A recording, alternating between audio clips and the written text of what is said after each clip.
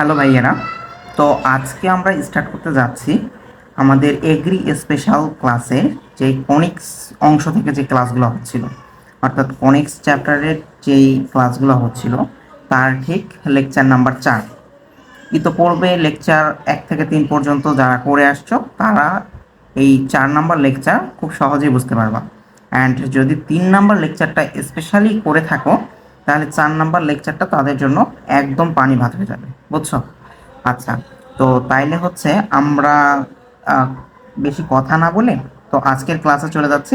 And আর একটা তোমাদের জন্য খুশির খবর হচ্ছে যে আজকের এই ক্লাসটা খুব অল্প সময়ের মধ্যেই শেষ হয়ে যাবে। সেটা ক্লাস শুরু করলেই তোমরা বুঝতে পারবা কেন আজকে ক্লাসটা খুব অল্প সময়ের মধ্যে শেষ হয়ে যাবে। ঠিক আছে? তো তোমাদের যেহেতু এক্সামেরও আর বেশি দিন নাই, সামনেই এগ্রিগুচ্ছ, এবং এই এগ্রিগুচ্ছের যেই এক্সামটা, এই এক্সামটা আদৌ পিছাবে কি না সেটার কথা পরে, বাট আমাদের যেটা ফিক্সডেবল যে ডেট আছে এই ডেট অনুসারেই তো আমাদের প্রিপারেশনটাকে গুছিয়ে ফেলতে হবে, তাই না ভাইয়া? ইতোমধ্যে তোমরা অনেকেই অনেক জায়গায় এক্সাম দিয়ে আসছো, তোমাদের এখন টার্গেটটাই হচ্ছে যে ভাইয়া তোমরা এখন সব কিছুই জানো, বাট এখন সব কিছু রিভিশন প্র্যাকটিস এগুলোর মধ্যেই রাখতে হবে যাতে আমরা ভুলে না যাই। আমাদের মেইন প্রবলেম হচ্ছে আমরা পড়াশোনা করি বাট আলটিমেটলি জিনিসটা আজীবন মনে রাখা যায় না। ঠিক আছে? এটা প্র্যাকটিস করলে মনে রাখা যায়, অন্যথায় মনে রাখা যাবে না। ঠিক আছে? আমরা যেহেতু মানুষ, হয়তো মানুষের এটা ধর্মই, বুঝছো, পড়বো ভুলে যাব, পড়বো ভুলে যাব, পড়বো ভুলে যাব, বুঝছি? তো কথা না বলে তাহলে আমরা 4 নাম্বার লেকচারে চলে যাচ্ছি। তো ভাইয়া, আহ, গত লেকচারে 3 নাম্বার লেকচারে আমি উপবৃত্ত সম্পর্কে তোমাদের কিছু টাইপগুলো করিয়েছিলাম।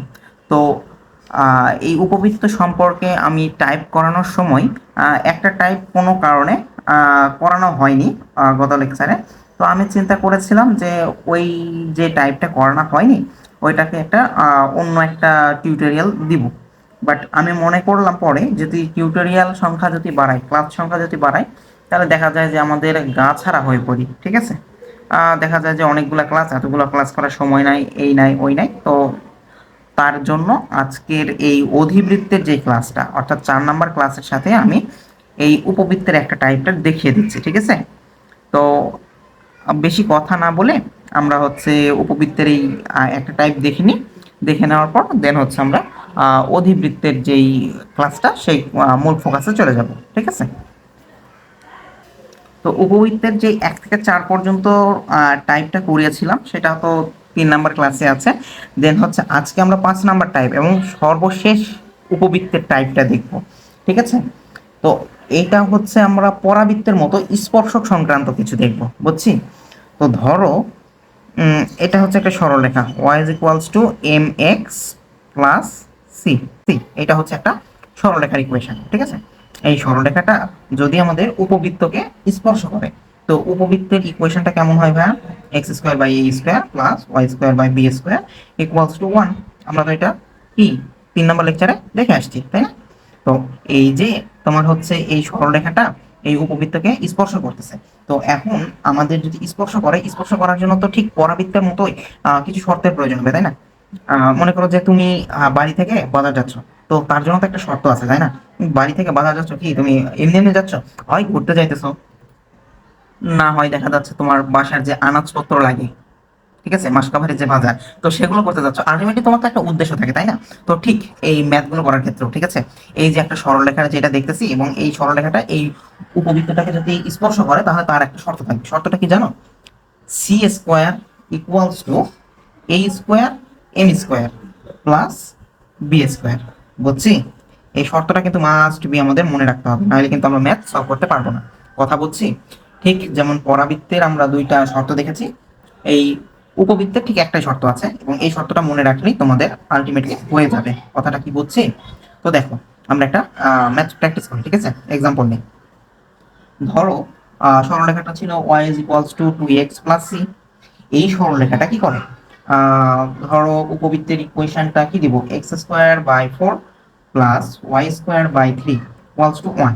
এই পরাবৃত্ত, সরি, এই অধিবৃত্তটাকে যদি স্পর্শ করে তাহলে আমাদের সি এর ভ্যালু কত হবে এটা আমাদেরকে নির্ণয় করতে বলা হলো। ঠিক আছে? তো তাহলে আমরা কিভাবে নির্ণয় করব? তো আমরা জানি যে হচ্ছে একটা সরলরেখা একটা পরাবৃত্তকে স্পর্শ করবে কখন? যখন C square equals to A square M square plus B square হয়, তাই না? তো দেখো এ এর ভ্যালু কোনটা?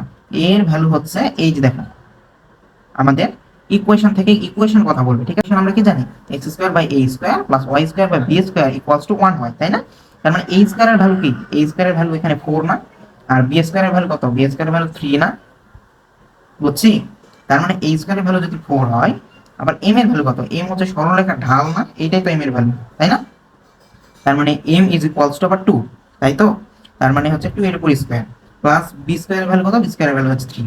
তার মানে হচ্ছে 4 4 16 প্লাস হচ্ছে রুট ওভার অফ 19 আমাদের আনসার পাচ্ছি, তাই না? এইটাই হচ্ছে আমাদের কি সি এর ভ্যালু, ঠিক আছে? তো আশা করি এইরকম টাইপের কিছু আসলে আমরা পারবো করতে, তাই না? তো এরই মাধ্যমে আমাদের উপবৃত্তের সকল কিছু শেষ হলো। অ্যান্ড আমরা এখন আমাদের যেই মেইন ক্লাসের উদ্দেশ্য ছিল, আজকে 4 নাম্বার যে লেকচারটা করার উদ্দেশ্য ছিল যে অধিবৃত্ত নিয়ে আলোচনা করা, সেই অধিবৃত্তের আলোচনায় আমরা চলে যাচ্ছি, ঠিক আছে? তো আমি প্রথমেই একটু বলে নিতে চাচ্ছি বা দেখিয়ে নিতে চাচ্ছি যে তোমরা ঠিক পরাবৃত্ত এবং উপবৃত্তে যেমন করে ইকুয়েশন দেখেই তোমরা যেমন সলভ করতে শিখে গেছো বা চিনতে শিখে গেছো যে হ্যাঁ ভাইয়া এটা হচ্ছে পরাবৃত্তের ইকুয়েশন, এটা হচ্ছে উপবৃত্তের ইকুয়েশন, ঠিক সেম ভাবে তোমাদেরকে আমি এইটাও জানিয়ে দিতে চাই যে হচ্ছে অধিবৃত্তের ইকুয়েশনটা কিভাবে তোমরা চিনতে পারবা। জাস্ট চোখে দেখবা এবং বলে দিবা যে হচ্ছে এটা হচ্ছে অধিবৃত্তের ইকুয়েশন। তো আমরা কিন্তু সচরাচর কোনটা দ্বারা চিনে থাকি? আমরা যে উৎকেন্দ্রিকতার যে ভ্যালুগুলা ফার্স্ট ক্লাসে দেখে আসছি, ঠিক আছে? ওই উৎকেন্দ্রিকতার যে শর্তগুলো থাকে, কন্ডিশনগুলো থাকে, ওই কন্ডিশনগুলো দিয়েই আমরা চিনে থাকি যে এটা পরাবৃত্ত, এটা অধিবৃত্ত, এটা তোমার হচ্ছে উপবৃত্ত, এই জিনিসগুলো চিনে থাকি। বাট ইকুয়েশন দেখেও কিন্তু চেনা যায়, ঠিক আছে? তো ইকুয়েশন দেখে কিভাবে চিনবো? ঠিক পরাবৃত্ত যেমন দুইটা চলক থাকে, উপবৃত্ত যেমন দুইটা চলক থাকে, ঠিক অধিবৃত্তের ইকুয়েশনও আমরা দুইটা চলকই দেখতে পাবো, ঠিক আছে? এবং ঠিক অধিবৃত্তের মতোই এক্স স্কোয়ার ও ওয়াই স্কোয়ার এর সহগের সহগের কি হবে? চিহ্ন ভিন্ন হবে বা বিপরীত হবে, বুঝছো? অর্থাৎ এক্স স্কোয়ারের সহগ যদি প্লাস হয়, ওয়াই স্কোয়ারের সহগটা হইতে হবে মাইনাস। আবার এক্স স্কোয়ারের সহগ যদি মাইনাস হয়, ওয়াই স্কোয়ারের সহগ হতে হবে প্লাস। তাহলে আমরা বলতে পারবো ভাইয়া যে হচ্ছে এখানে হচ্ছে এই ইকুয়েশনটা হচ্ছে আমাদের কি অধিবৃত্তের ইকুয়েশন, ঠিক আছে? আচ্ছা, তো অধিবৃত্তের ইকুয়েশনটা দেখতে কেমন হয়? দেখতে দেখো যে এমন হইতে পারে যে হচ্ছে এক্স স্কোয়ার বাই হচ্ছে 2 মাইনাস ওয়াই স্কোয়ার বাই হচ্ছে 3 ইকুয়ালস টু 1, এমন হইতে পারে, ঠিক আছে? অথবা ওয়াই স্কোয়ার বাই হচ্ছে 3 মাইনাস হচ্ছে X square by 2 equals to 1, এমন হইতে পারে, ঠিক আছে? আবার এগুলোকে লসাগু করে যেই একটা সরলরেখা মানে সরলরৈখিক আকারে যেভাবে প্রকাশ করা যায়, ঠিক আছে? মানে একটা ইকুয়েশন আকারে সেইভাবেও প্রকাশ করা যায়, যদিও এটাও ইকুয়েশন বাট ওটা হচ্ছে সরল ইকুয়েশন আকারে প্রকাশ করা যায়। কিভাবে দেখো? সেটা হচ্ছে যে 2x স্কোয়ার ধরলাম, আমি জাস্ট এটা দেখাচ্ছি, ঠিক আছে? আমি কিন্তু কোনোটাকে লসাগু করে যে একদম দেখাচ্ছি তা না জিনিসটা, বুঝছো? জাস্ট আমি দেখালাম যে এমনও হইতে পারে, ঠিক আছে? তো আশা করি যে পরাবৃত্ত যেমন আমরা শিখে গেছি, উপবৃত্ত এন্ড অধিবৃত্তকেও আমরা কি আইডেন্টিফাই করতে পারবো ইকুয়েশনটা দেখে দেখে, ঠিক আছে? তো হচ্ছে আমাদের অধিবৃত্তে যে ফার্স্ট টাইপ সেটা হচ্ছে আমাদের কেন্দ্র নির্ণয়। তো সেইখানে আমরা চলে যাচ্ছি, ঠিক আছে? তো তোমরা ইতোপূর্বেই তোমরা শিখে আসছো উপবৃত্তের কেন্দ্র নির্ণয়, ঠিক আছে? ঠিক উপবৃত্তের কেন্দ্র যেভাবে নির্ণয় করে আসছো, সেম প্রসেসে আমরা কি করব? অধিবৃত্তেরও কেন্দ্র নির্ণয় করব, বুঝছি? কিভাবে নির্ণয় করব তার একটা টেকনিক আছে, বুঝছো? টেকনিকটা সেটা যদি কেউ উপবৃত্তের কেন্দ্র নির্ণয় করতে পারো, তার মানে হচ্ছে এটাও নির্ণয় করতে পারবা, ঠিক আছে? সেম উপবৃত্তের মতো, ঠিক আছে? তো কিভাবে নির্ণয় করব? কেন্দ্র মানে কি আলটিমেটলি আমাদের নির্ণয় করতে হচ্ছে এক্স এবং ওয়াই এর ভ্যালু, অর্থাৎ ভুজ এবং কোটির ভ্যালু। ক্লিয়ার?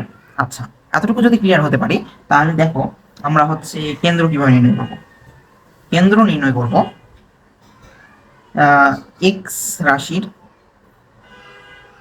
অন্তরজ ইকুয়ালস টু 0, আবার ওয়াই রাশির অন্তরজ ইকুয়ালস টু 0, ঠিক আছে?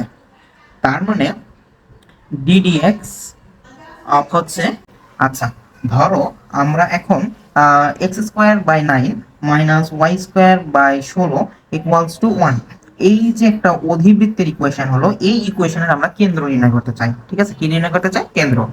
তাইলে আমরা কিভাবে কাজ করব?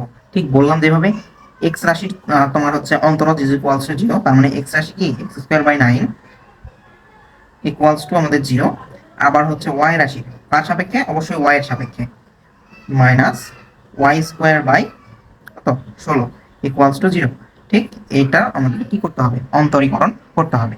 অন্তরীকরণ করলে এটা তো আমরা অবশ্যই জানি এই সময় যে সাধারণ অন্তরীকরণ, এখানে কিন্তু জটিল জটিল অন্তরীকরণ আমাদের দরকার হচ্ছে না। যেমন হচ্ছে আমরা করে আসছিলাম যে অনেকে হয়তো আমরা তোমার অন্তরীকরণ যে হচ্ছে চতুর্থ, পঞ্চম, ষষ্ঠ এগুলো আছে চ্যাপ্টারের মধ্যে, উপচ্যাপ্টারগুলো, এই উপচ্যাপ্টারগুলো সলভ করতে পারি না, কোনো কোনো ম্যাথগুলো করতে পারি না। তো সেই চ্যাপ্টারগুলোর ম্যাথ আমাদের এখন আপাতত জানতে হচ্ছে না, যেহেতু আমাদের জানা জরুরি ওগুলো, বাট তারপরেও ওগুলো আমাদের জানা লাগছে না। আমরা শুধু অন্তরীকরণের কি একদম বেসিক যে আইডিয়া, সেই আইডিয়াতেই ম্যাথ করতেছি। ঠিক আছে, তো এটার জন্য যদি আমরা কি করি, অন্তরীকরণ করি, তাহলে আমরা কি পাবো বলো তো ভাইয়া? 1/9 ইন্টু হচ্ছে 2x থাকবে, তাই না? Is equals two 0। তার মানে x ইজ ইকুয়ালস টু কত হবে? x ইজ ইকুয়ালস টু, আচ্ছা দেখো, x is equals two ultimate answer কিন্তু আমাদের 0 হয়ে যাবে। এটা কি আমরা বুঝি? x ইজ ইকুয়ালস টু 0 হবে। দেখো সবগুলো গুণ করো, নিচে পারাপার করো আর গুণন করো, 0 হয়ে যাবে। ঠিক y ইজ ইকুয়ালস টু আমাদের 0 হয়ে যাবে, বুঝছি।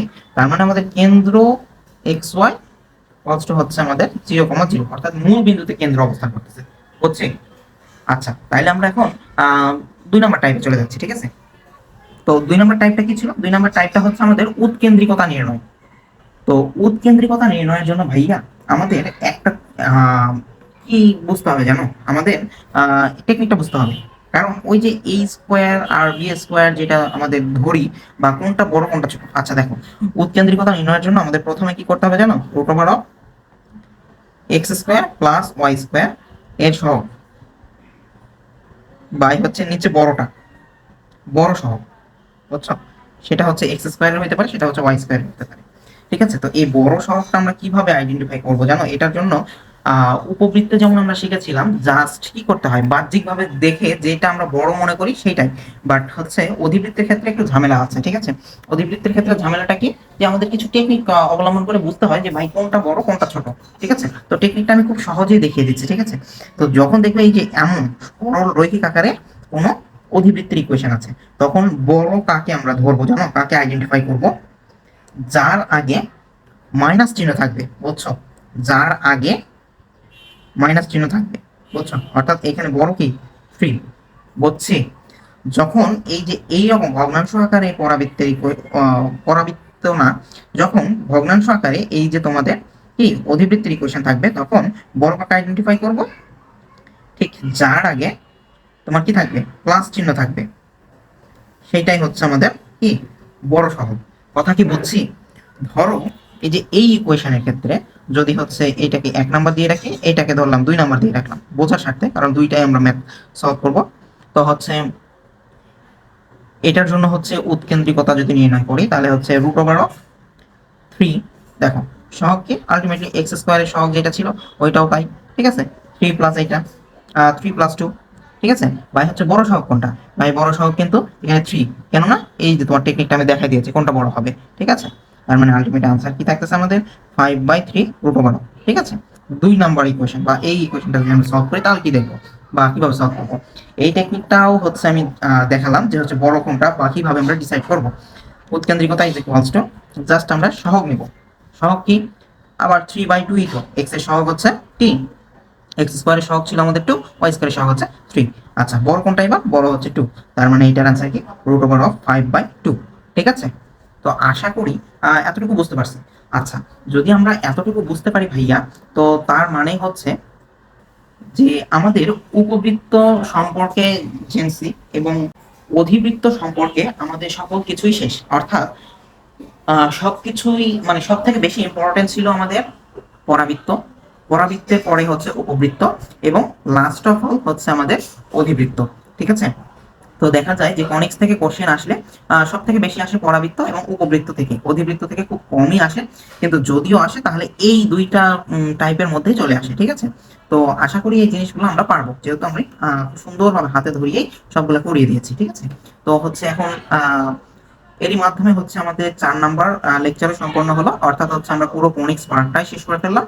অ্যান্ড হচ্ছে লাস্ট তোমাদের জন্য আরেকটা ক্লাস আসবে, যেখানে হচ্ছে জাস্ট যে কটা কোশ্চেন তোমাদের জন্য জরুরি মনে করব, বা হচ্ছে মনে করবো যে যে কটা টাইপ করলে তোমরা প্র্যাকটিসের জন্য সর্বোচ্চ লাভ করতে পারবা বা হচ্ছে সর্বোচ্চভাবে প্রিপারেশন নিতে পারবা, আমি সেই কয়টা কোশ্চেন সলভ করাই দিব, যাতে আমার বিশ্বাস এই কন্টেন্ট ক্লাসগুলো থেকেই তোমরা হচ্ছে প্রায় 100%ই বুঝে ফেলছো যে কেমন ভাবে কি কি কোশ্চেন কিভাবে আসতে পারে। বাট তারপরেও যদি কেউ মনে করো যে 100% বুঝি নাই, 100%-এর কিছু কম আছে, তো তাইলে হচ্ছে ঠিক তাদের জন্য আমি কিছু প্র্যাকটিস প্রবলেম সলভ করাই দিব, যাতে তোমরা খুব ভালোভাবে চমৎকারভাবে আজকের মতোই ঠিক মনে করো যে এই কনিক্স ক্লাসটা বা কনিক্স পার্টটা, ম্যাথমেটিক্সের যে কনিক্স অংশটা আছে এই কনিক্সটা খুব ভালোভাবে শেষ করতে পারো। অ্যান্ড এক্সামে যখন অ্যান্সার করবা তখন যেন খুব সিনসিয়ারভাবে অ্যান্সার করতে পারো, ঠিক আছে? তো আজকের ক্লাসটা এতটুকুই। অ্যান্ড হচ্ছে আজকের ক্লাসে তোমাদের সকলকেই ধন্যবাদ। আর যদিও বলছিলাম যে আজকের ক্লাসটা খুব শর্ট হবে, বাট যদিও শর্টই হয়েছে, খুব কম জিনিসই আজকে শিখতে পারছি বা শিখছি বা শেখার ছিল আজকে খুব কম কিছুই। তো হচ্ছে লাস্টে তোমাদের জন্য কিছু অ্যাডভাইসমূলক কিছু কথাগুলা বলতেই জাস্ট দেখা যাচ্ছে যে আগের ক্লাসের মতোই রিভিশন হয়ে গেছে। তো তার জন্য প্লিজ ভাইয়াকে হচ্ছে একটু ক্ষমা সুন্দর দৃষ্টিতে দেখবা। আর হচ্ছে তোমরা হচ্ছে ভালোভাবে প্রিপারেশন নাও। অ্যান্ড যদি তোমাদের এই কনিক্স সম্পর্কে ঠিক আরেকটা লেকচার আসবে, অ্যান্ড দেখা যাচ্ছে কনিক্স সম্পর্কে যদি তোমাদের কোনো কোশ্চেন থাকে, কোথাও যদি বুঝতে প্রবলেম হয়, অবশ্যই আমাকে কি করবা, কমেন্ট সেকশনে জানাবা। অ্যান্ড যদি মনে হয় যে ইনবক্স করার দরকার, তো আমার হচ্ছে ইউটিউব চ্যানেলে যে ক্লাসগুলো আপলোড হচ্ছে, তো এইখানেও আমার হচ্ছে ফেসবুক আইডির কি দেওয়া আছে, লিঙ্ক দেওয়া আছে, তুমি আমার ফেসবুকে মেসেঞ্জারে তুমি আমাকে কি করতে পারো, নক করবা যে ভাই আমি এই জিনিসটা বুঝিনি, ঠিক আছে? ভাইয়া চেষ্টা করবে যে হচ্ছে তোমাদের সর্বোচ্চ সাপোর্ট দেওয়ার জন্য, ঠিক আছে? তো এতক্ষণ ক্লাসগুলো দেখার জন্য এবং আমার সাথে এই অনেক পার্টটা শেষ করার জন্য তোমাদের সকলকে জানাই ধন্যবাদ। তো গুড বাই।